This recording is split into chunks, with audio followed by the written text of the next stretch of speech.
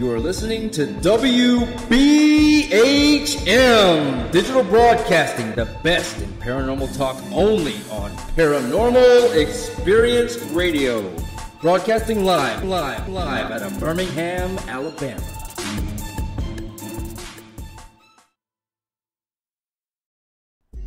This is Ghost Talk with 187 PI. Sit back and prepare yourselves for an adventure into the paranormal world with host SHelly Robertson and 187 PI research team.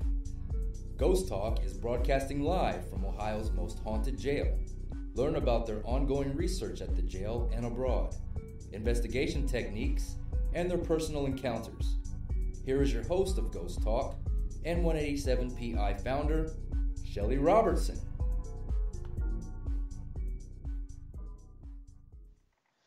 Good evening, everyone. Welcome to Ghost Talk Radio. With me as your host, SHelly Robertson. And this is one fabulous Friday. Don't y'all agree? Tonight, I will be discussing hauntings from around the world. And I'd invite all of you, my listening friends out there, to join us in chat at wbhm-db.com, where you can get in on the conversation or ask me any questions you might have, or if you have a fantastic haunted story, you can share it with us.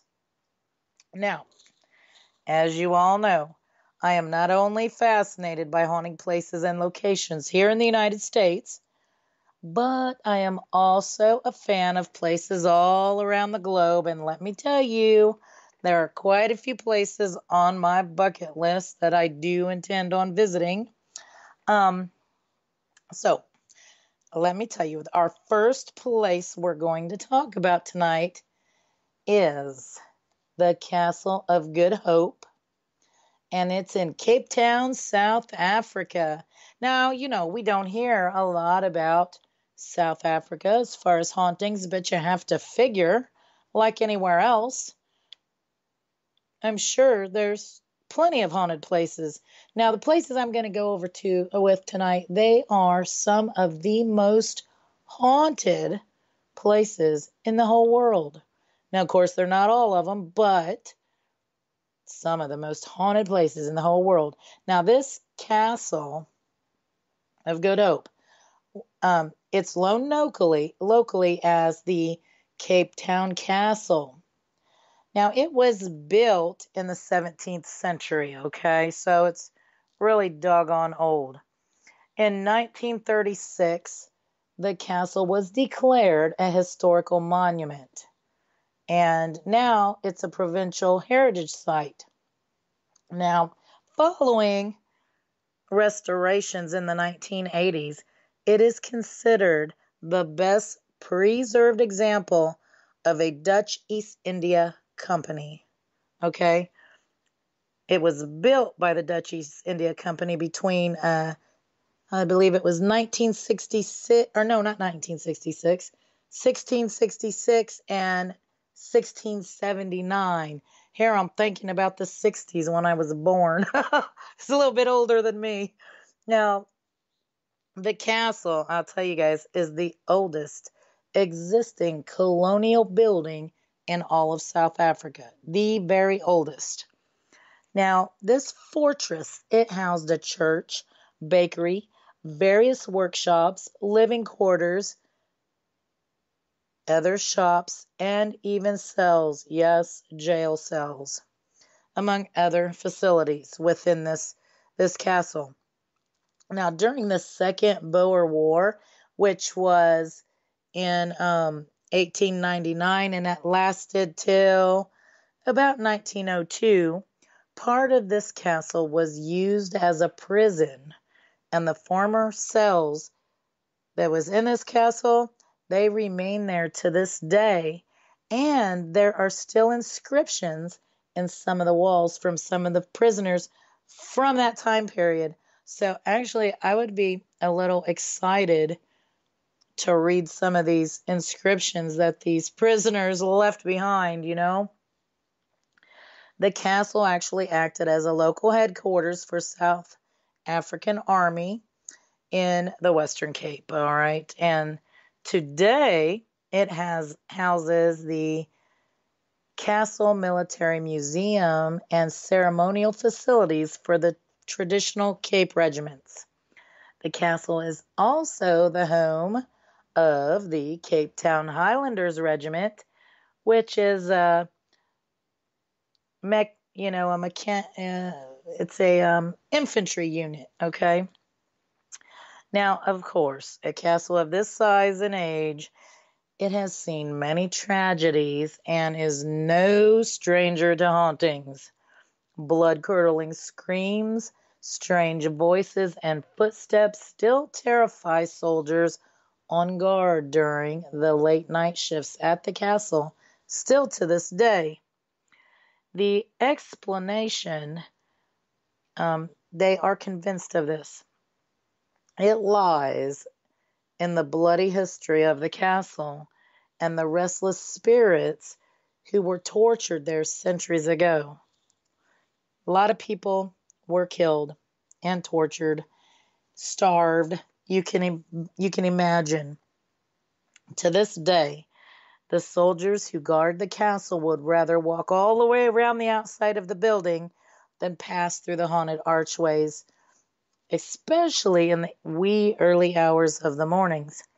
Now, apparitions have been reported, including this man who is seen walking all through the castle, and there is a dog that supposedly jumps on people when they walk by. And this happens once you go through those archways at the front of the castle. The most interesting story I found about the hauntings here is there's this lady who has been seen running through the complex, and she seems as though she's crying. And the funny thing of it was, her apparition finally disappeared, and no one's seen her when excavations uncovered a woman's body. Now, isn't that something? So evidently, at least for her, they put her at ease. Nonetheless, there's still apparitions of prisoners, soldiers, and of course, the man that they see all the time with the dog. This next place is Akershus Fortress, or castle, what they want to call it, and it's in Oslo, Norway. Now, it's considered one of the Nordics' scariest places, and we don't often hear too much about haunted places in Norway. Now, this castle, it was built in 1299. 1299. And it was protect Oslo. They built it to protect Oslo, and that's the capital of Norway. And it has also been used as a prison. Of course, you can imagine there was probably like dungeons and holding chambers and torture chambers, probably in nearly most castles, I would suspect. But nonetheless, this was also used as a prison. The chapel in this castle, it holds the crypts of King Hakon VII and King Olav V. And, of course, several other royals are also buried here, right? Now, which makes this really interesting and probably adds to the hauntings. The Nazis occupied the castle during World War II, carrying out many executions right there on the site. Now, today, the fortress, it covers like 67 buildings, and the space that it takes up, land-wise, is the size of 14 football fields. So that's pretty good, pretty good. And today, there's like 900 people employed here. So it's a big, big place. Among many reports of paranormal activity, of course, you can imagine, There's been lots of reports of phantom footsteps, apparitions of soldiers, and the castle's most well-known apparitions haunting its grounds is a robed woman and, of course, a demonic dog. Now, it's said, this is part of the legend, it's said that those who end up seeing either the dog or the robed woman, they will have a traumatic death a few months later. Now, I am not so sure I would want to try and debunk that case, folks. I don't know. What do y'all think? I think anything that results in death might be a little iffy. I don't think I want to test that one. Now we shall move on to the old Changi Hospital in Changi, Singapore. Yes, Singapore. You know, there's lots and lots of haunted places in the Asian countries, and they have so many rituals and stuff regarding their dead loved ones and friends and the spirits, and they're very respectful also. But this here isn't going to be what happened at this hospital, isn't so respectful. Now, this Changi hospital, it's considered the most haunted place in Singapore, okay? Right now, all the paint's peeling on the walls, and the architecture is starting to succumb to the weather. It's actually abandoned right now, and it looks much like a horror movie. And if you want to look it up online to get the pictures of it, you can. Now, this hospital, it was built in 1935 to serve the British Royal Air Force, during which time it was called the RAF Hospital. The British withdrew upon the outbreak of the war in the Pacific and the Japanese occupation of Singapore in 1942. Now, during this time, Japan used the hospital as a prison camp for British soldiers and their allies, as well as anyone considered to be anti-Japanese. Okay, so if you're anti-Japanese, you are going to be in the prison camp. The hospital was also thought to be a base for the Japanese secret police. Now, those are the people you really want to be afraid of. They held jurisdiction over the occupied territories and prisoners of war, okay? They had a reputation for ruthlessness, and many believe that prisoners held in the hospital grounds were often tortured to death. In fact, some stories claim that the Japanese secret police would impale the severed heads of executed prisoners on iron stakes outside of the public buildings during the occupation. I guess that's just to, show people what for, you know what I mean? After the war, the hospital returned to the British. For many, however, it'd never be the same. Most paranormal reports from the hospital tie its spectral presences to those horrific deeds committed during the war. Now, after Singapore claimed independence in 1965, the hospital was renamed Anzac Hospital, and it served members of the Commonwealth Armed Forces of Australia, New Zealand, and the United Kingdom, okay? Now, 10 years later, the hospital was turned over to the Singapore Armed Forces.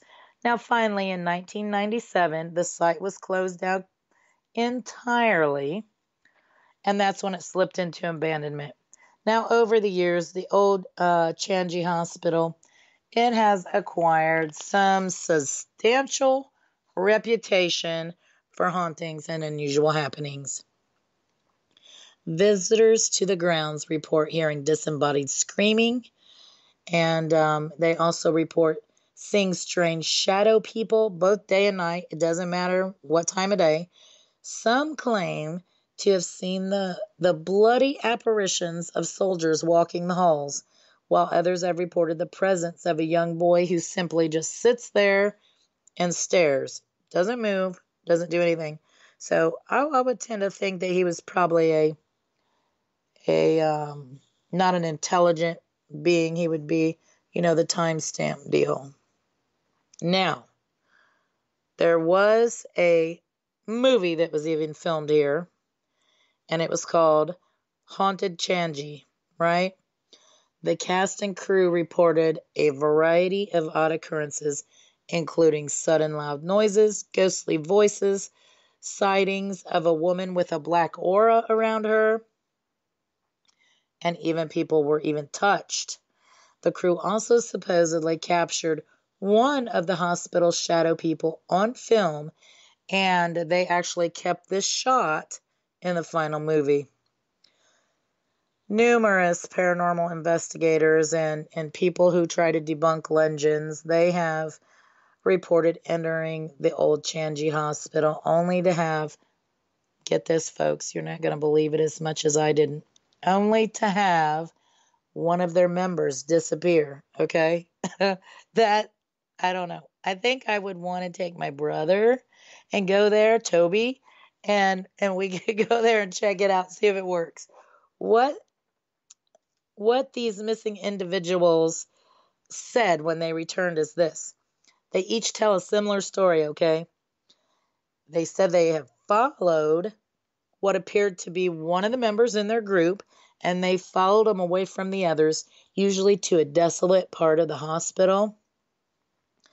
And when they turn a darkened corner, poof, they disappear into thin air, right? And then poof, a little while later, they just show back up, right? So I think I would like to test this with my brother and see if it works. Now we are going to travel on to Edinburgh, Scotland. Oh my gosh, there's so many haunted places in Scotland, and how do you choose, right? There's lots of castles and taverns, but this place I'm going to talk about it is called Mary King's Close, and this is a historic close, and it's located under buildings on the Royal Mile in the historic Old Town area of Edinburgh, right? In Scotland, of course. And it took its name from this gal named Mary King, and she was a merchant who resided on the close in the 17th century. Now, the close was partially demolished and also partially buried due to the building of the Royal Exchange in the 18th century, right? A little bit later, it was closed to the public for many, many years, and the area became shrouded in myths and urban legends, tales and hauntings, and murders abound, right? Okay. However, some new research and archaeological evidence had revealed that Mary King's Close actually consisted of a number of closes which were originally narrow streets with tenement houses on either side. And these houses, they stretched up to like 8 feet high.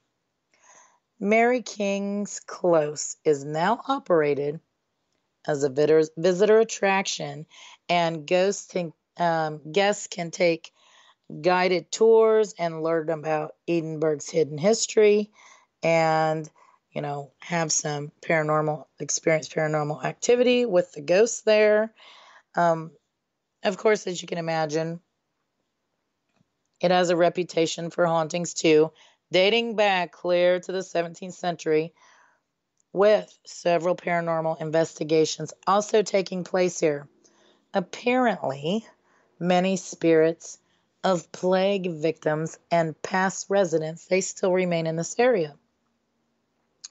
Footsteps that seem to follow close behind people when they're walking along has often been heard and reported, as well as disembodied voices and various apparitions, including a little girl named Annie. So they were able to get her name. So now I think this would be a very interesting place to visit, that's under the buildings, right? Under the town. That would be really, really awesome to go check out. Now, we're going to travel on to the Forbidden City in Beijing, China, right?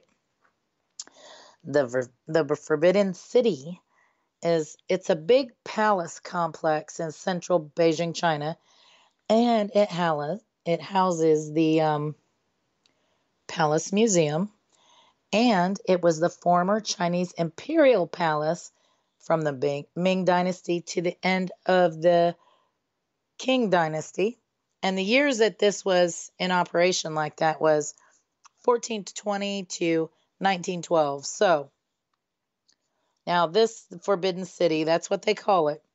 It served as the home of emperors and also for the emperor's household, as well as the ceremonial and political center of Chinese government.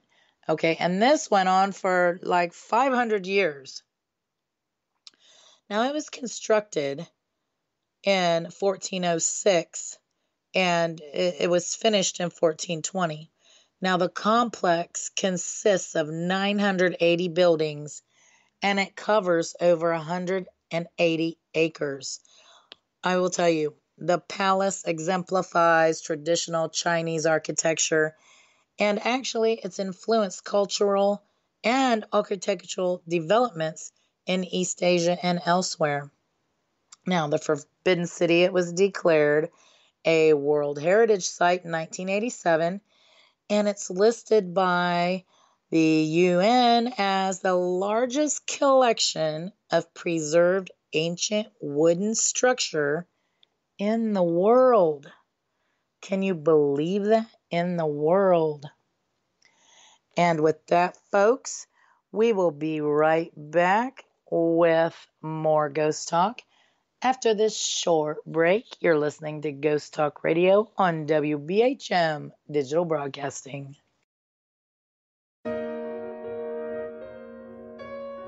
You are listening to WBHM Digital Broadcasting. The best in paranormal talk radio.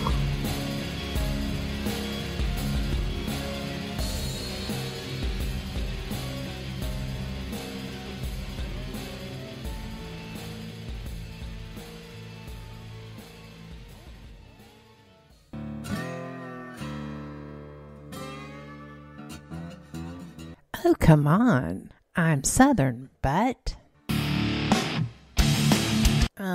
nope. That'll do. Hello.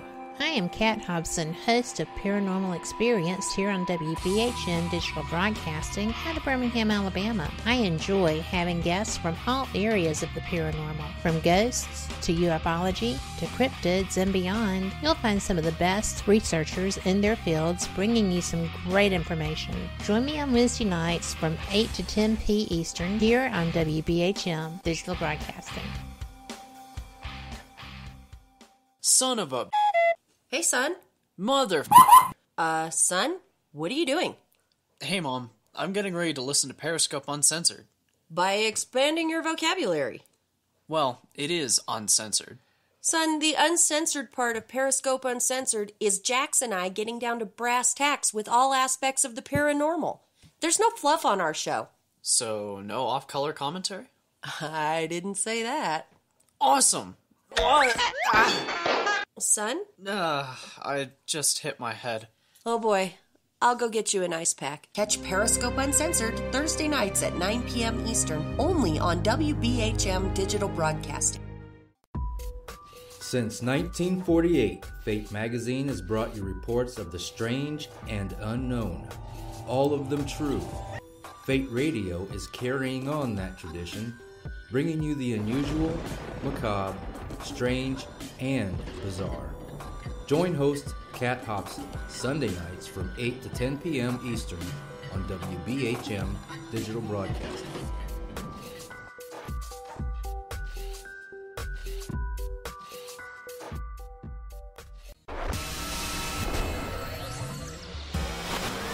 You are listening to WBHM Digital Broadcasting, Birmingham, Alabama.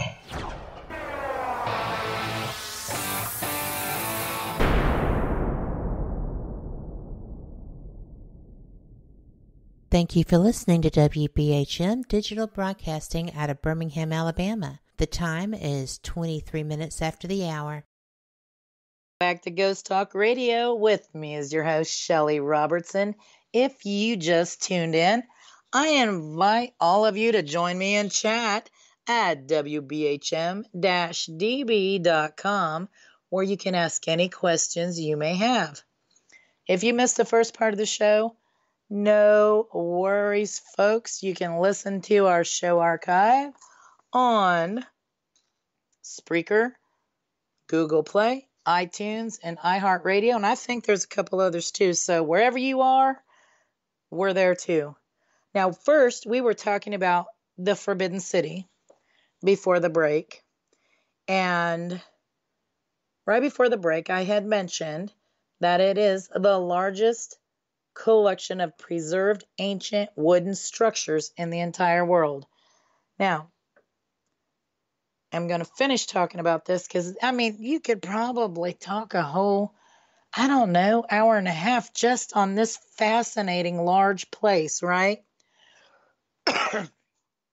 Now, since 1925, the Forbidden City had been under the charge of the Palace Museum, whose extensive collection of artwork and artifacts were built upon the imperial collections of the Ming dynasties, right? Part of the museum's former collection is now in the National Palace Museum in Taipei. Both museums descend from the same institution, but they were split after the Chinese Civil War. Now, since 2012, the Forbidden City has seen an average of 15 million visitors annually and received more than 16 million visitors in 2016 and 2017. So it's quite an attraction. And as you can imagine, it's the artwork and everything there is just, if you look at the pictures online, it's just fascinating. Now, one legend tells that the Forbidden City is cursed, okay? And it had been since the day it was officially opened by its builder, the Ming Emperor Yongle, in 1421. This evil emperor slaughtered over 2,800 people in his harem when he was trying to suppress an alleged sexual scandal on New Year's Eve when the official opening ceremonies were held, okay? Now, a few years after that horrendous incident, right, this fire raged through the Forbidden City, burning over 250 buildings to the ground and killing numerous people. Despite the place being covered with the Chinese Lucky Charms, it didn't prevent the destruction.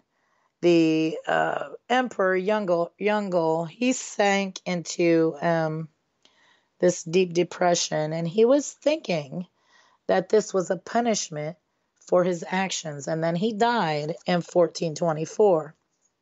Now, thousands of people have perished inside the walls of the Forbidden City, so you'd think that the place is overpopulated by spirits, right? Well, this place was home to Chinese royalty for centuries.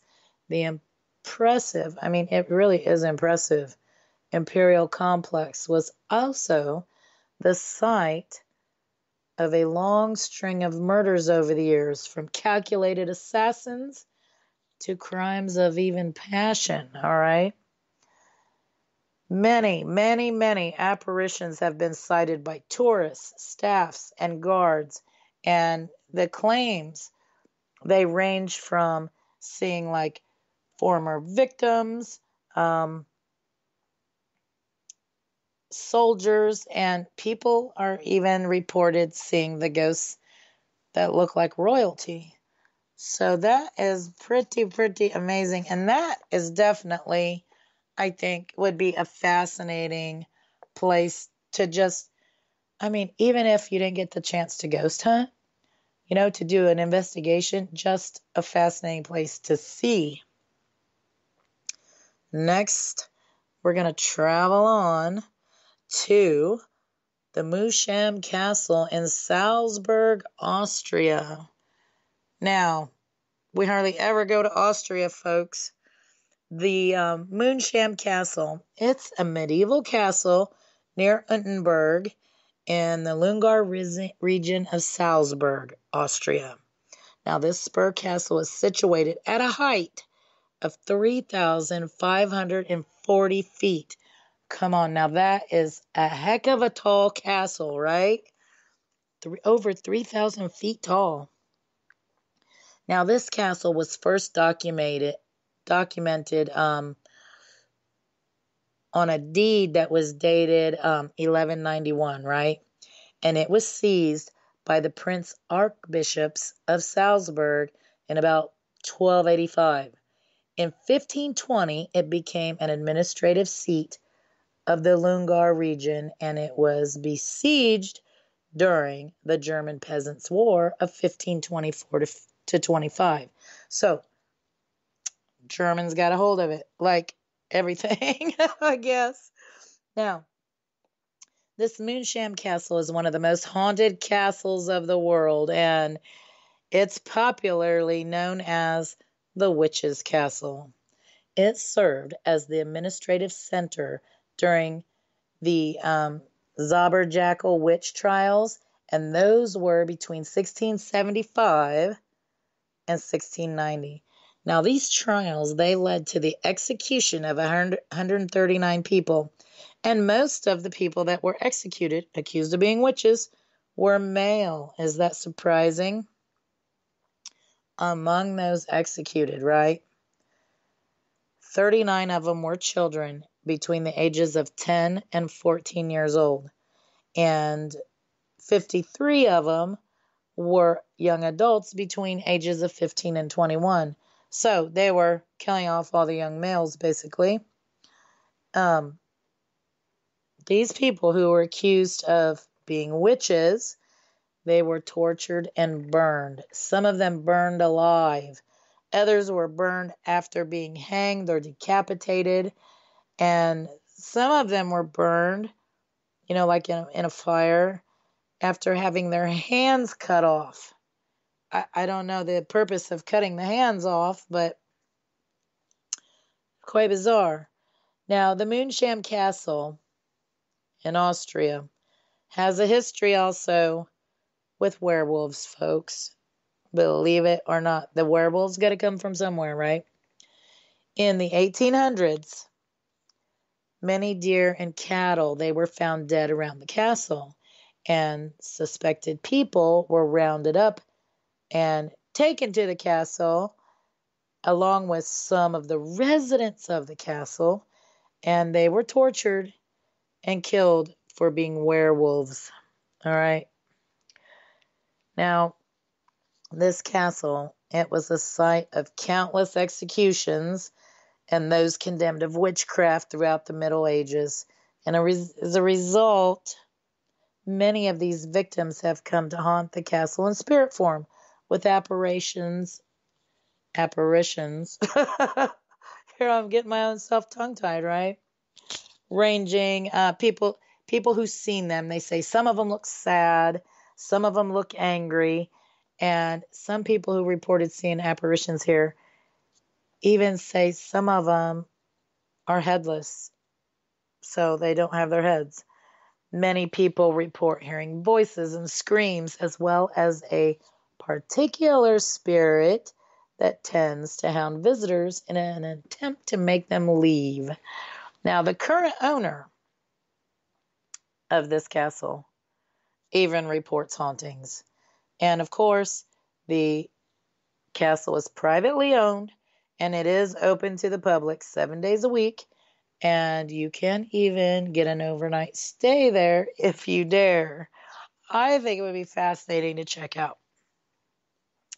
This next one, folks, we're going to travel to is the Chateau de Chateaubriand in France. The Chateau de Chateaubriand is a medieval castle, and it is strongly built in the Renaissance period, the style. And it's located in the commune of Chateaubriand in the Loire Antique department of France. The castle is first mentioned between the years 10,030 and year 10,042, but actually it was founded much earlier than that, quite honestly at the beginning of the 11th century. Now, after the French Revolution, the chateau was sold and divided several times and was finally transformed into an administration center with the seat of the superfector, a court, and a police station, all within the confines, right? All these offices closed down after 1970, and nowadays the chateau is partly open to visitors. Now, dating back to the 11th century, this castle has experienced a rather turbulent past, right? Filled with war and murders. In the early 16th century, the wife of the castle's owner, she died there at the castle. And many from that period all the way up into today, they say she was murdered by her husband due to her affair with the King of France.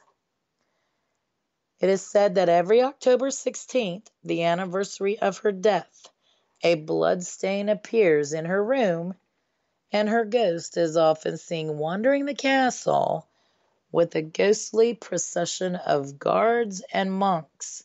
So, I would definitely like to try to witness that, especially the group of guards and monks, the apparitions of them.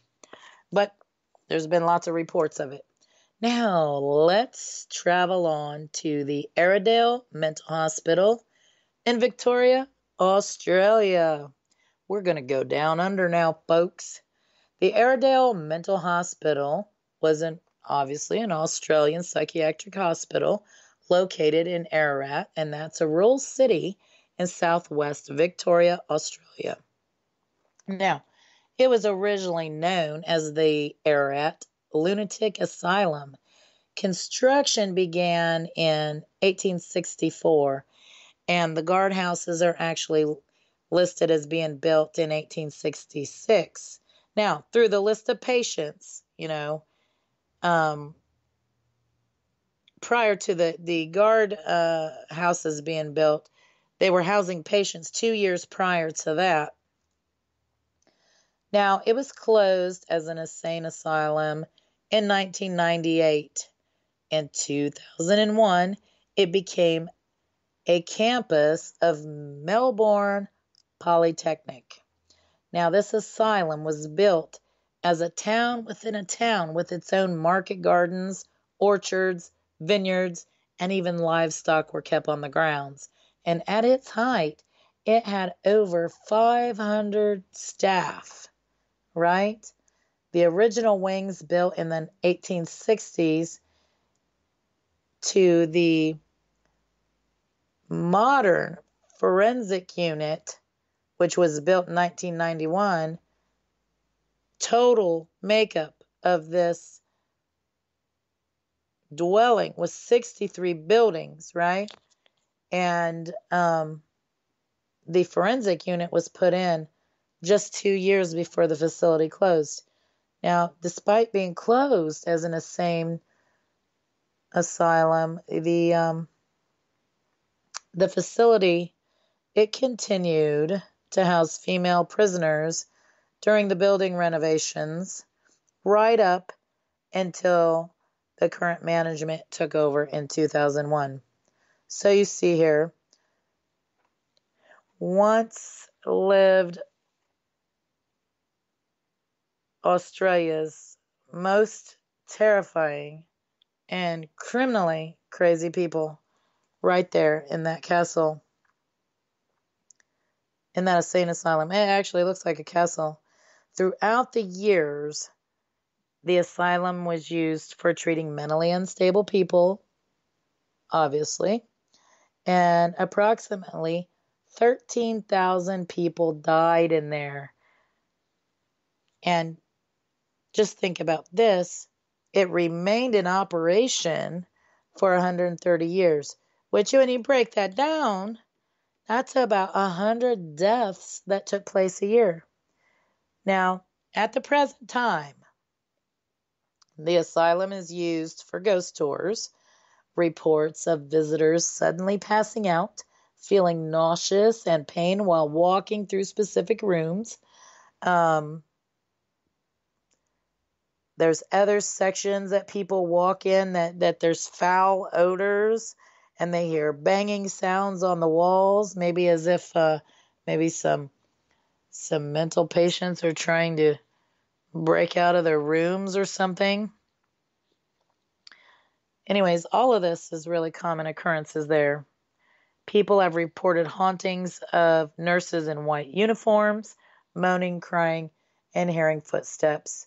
In the asylum's J ward, there were 3 prisoners who were hanged when the asylum was a jail. Now, these 3 people, they were buried upright, and it is believed that their spirit still haunts the area of the jail. There has been paranormal investigations from researchers and such there, and those folks have shared their experiences of what's happened to them. Some say they've been shoved. Other reports of being bitten, hearing screams, and all their electrical equipment that will have interferences or not work properly. There's the superintendent's office, and that's popular as well for being haunted. Now, it's said visitors have reported that when they have went to that area, they have encountered an unpleasant taste while walking past the office. People said that he died by committing suicide by swallowing hydrogen cyanide and another ghost that haunts the lunatic asylum with its presence is the apparition of Nurse Kelly. She wanders the women's ward and she looks at the ghost tour guides. So they get to see her quite often. Now, I'll tell you right quick here that lobotomies were performed in this asylum as well. And they were performed by slicing a hole in the skull and inserting ether in the brain to eliminate the fibers which were linked to the frontal lobe from the other sections of the brain, right? This method was used as a course to control mentally sick patients. So it shouldn't come as a shock that when all visitors enter this area of the asylum, some have claimed to have felt sharp headaches. So, as you can imagine, why this place is one of Australia's most haunted locations. And with that, folks, we'll be right back after this short break. You are listening to Ghost Talk Radio on WBHM Digital Broadcasting. You are listening to WBHM Digital Broadcasting, Birmingham, Alabama.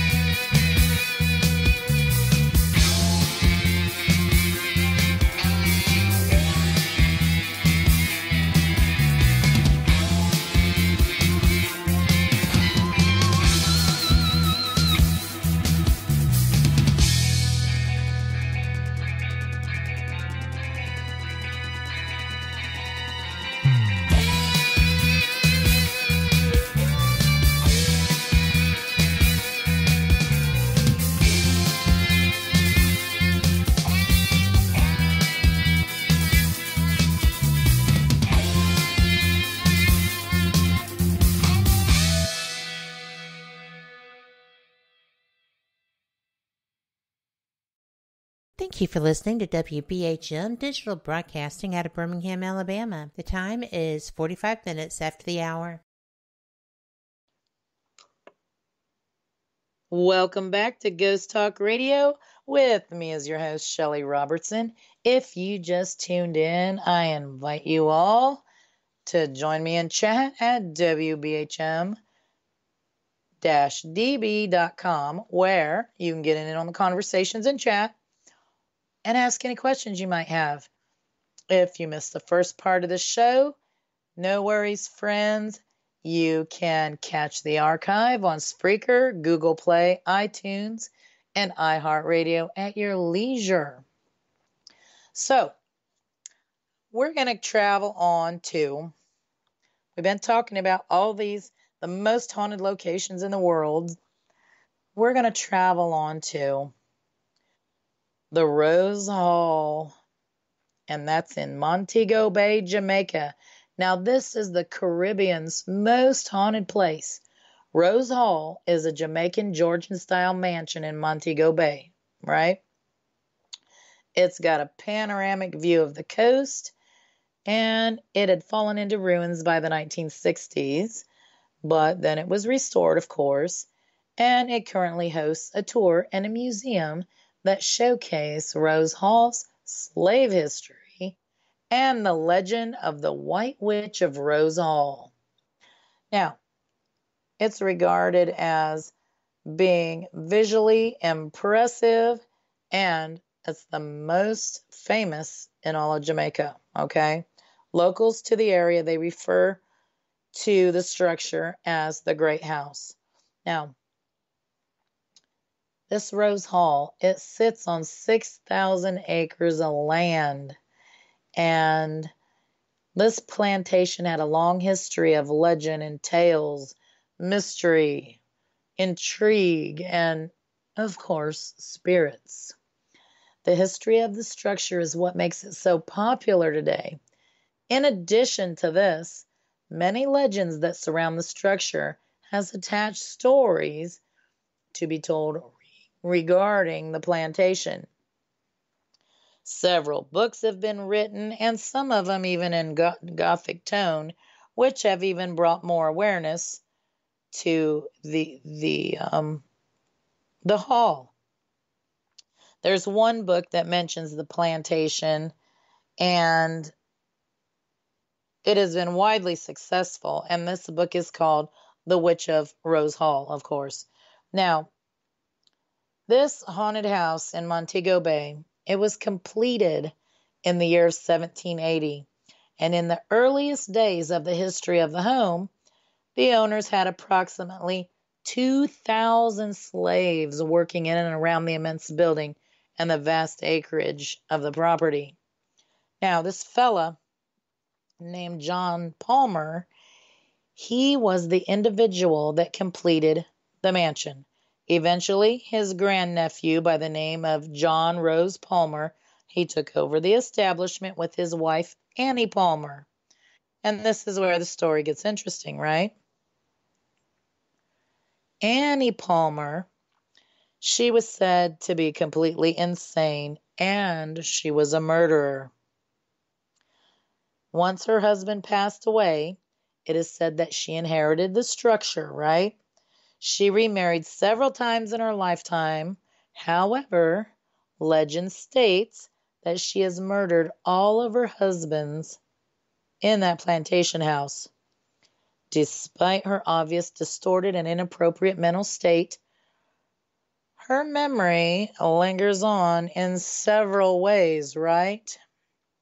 In one area of this house, you will find a bar, and you will find many things that draw back to Annie.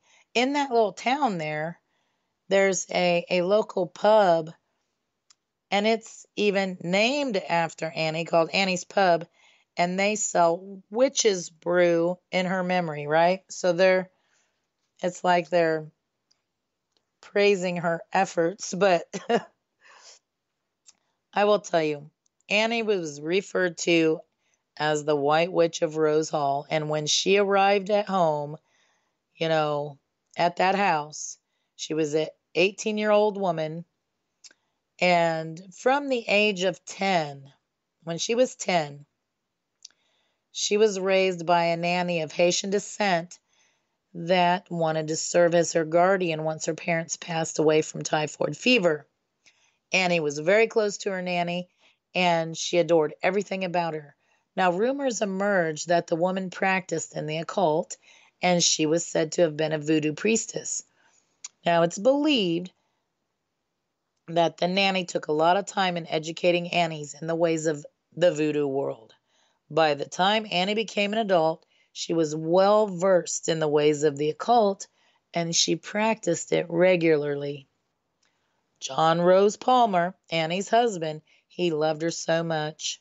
However, he stumbled upon the fact that his wife was having an affair with one of the slaves that worked for Rose Hall.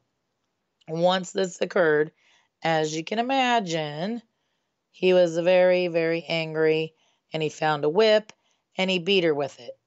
All right. Now, the beating was quickly announced among others that lived and worked at the plantation.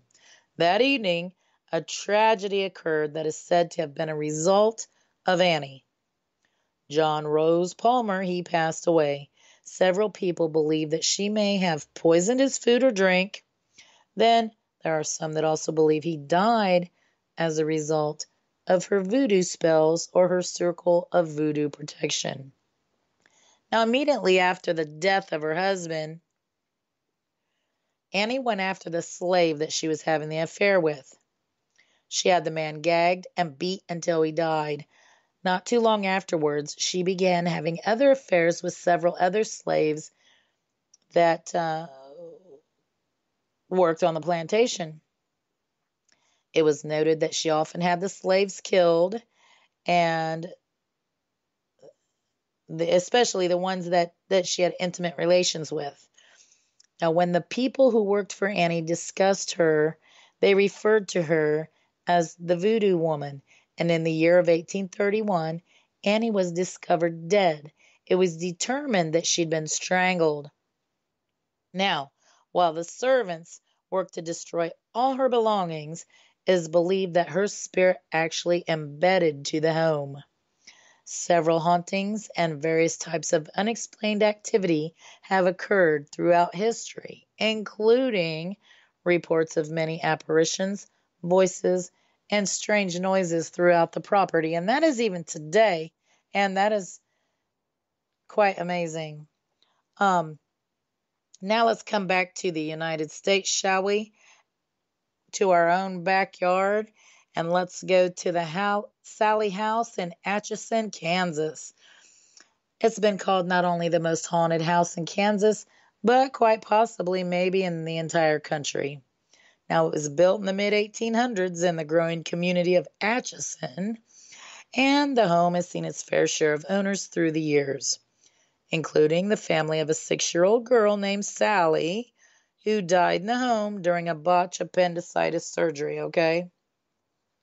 Now, the report states that a male doctor used to live in the home, and he used the front of the home for patients while his families lived upstairs. Now, one night, a mother and her daughter, who was Sally, they showed up urgently needing help for little Sally, and she was having extreme stomach pain that couldn't be stopped, right? So the doctor had to react quickly and do what he could to help. Now, while anesthesia, it was given to Sally, but the doctor had to act rather quickly, because he felt that it was urgent, to start the operation so he could save her life, right? Now, it was also stated she had appendicitis. Now, unfortunately, she passed away on the operating table, and as you can imagine, her last living memory was feeling the pain from that male doctor, right? Those who have visited the Sally house have reported a ton of different and strange happenings. Voices, cell phones having issues, footsteps going up and down stairs, you name it, it's been reported. But the real kicker that's been reported, this is the real kicker, folks. scratches mysteriously appear on the bodies of some of the men who visit the home. Maybe I should go for a visit with some male friends and let's see if that really works. I will tell you, while there are tons of actively haunted locations all over the world and here in the United States, unfortunately, I can only cover a few during our allotted showtime. All of the places that were featured in tonight's broadcast are real places that you can go and visit for yourselves. Please be sure to visit during open operating hours or get special permissions from the owners. And now I want to talk a little bit about what's going on here at 187 PI in the old Paulding County Jail. I want to mention that last Sunday we had Ghost Stories Night at the jail, and I just want to thank all of my team and everyone who came and supported the local dog kennel and the old Paulding Jail. We had a great turnout. It was such a pleasure swapping stories and getting to speak with a lot of people from the local community. Of course, we also have the escape games running this month, and this month's theme is Dr. Rubenstein's Human Experiments. I tell you what, guys, that theme is so much fun with zombies and all. For more information on our escape games and all the different themes we run at the jail, go to jailbreakcode9.com, and that's the number 9. Ticket sales from these games help to further the restoration project here at the jail. We also have a full schedule of events for the summer and fall happening here at the old Paulding Jail. We have many dates available for private paranormal investigations, as well as all the information that you will need to schedule a private investigation for you and your paranormal team. I will mention that all available dates for the 2019 season have been posted for private investigations, and no other dates will be added to the list. So if you would like to experience in a private setting some of the hauntings at the jail that we experience on a daily basis, go to 187pi.com and look at the available dates and book your private session today. This Saturday, I, along with some of our team, will be investigating a few local legends and hauntings where we will be filming them, either trying to debunk them or research our findings. Either way, these are going to be interesting and a lot of fun, and we will be posting our video findings on our Facebook page and on our YouTube channel, so you'll want to watch for those. June 15th, we'll be having Mystical Reading Night here at the old Paulding Jail. Doors open at 5 p.m.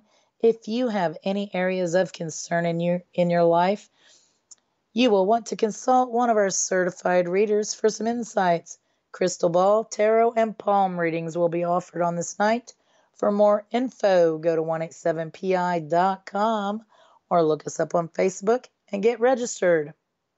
Some of the appointment slots have already been booked. And what we have going on at our network, WBHMDB, Sunday nights at 8 p.m. to 10 p.m. Eastern, we have Fate Magazine Radio with host Kat Hobson. Monday nights at 8 p.m. to 10 p.m. Eastern, we have Paranormal Pride Show with host Denise Pridemore. Wednesday nights, 8 p.m. to 10 p.m. Eastern, we have Paranormal Experience with host Kat Hobson. They are some fantastic shows with great information and amazing guests. You will want to be sure to tune in. And stay tuned, folks. There's another fantastic show coming up after me. As we come to the close of my show, I want to thank all of you, our listening friends out there tonight, for taking time out of your busy schedule to listen to my live broadcast. Thank you so much. I hope you all have a great evening and a fantastic weekend. Good night, everyone.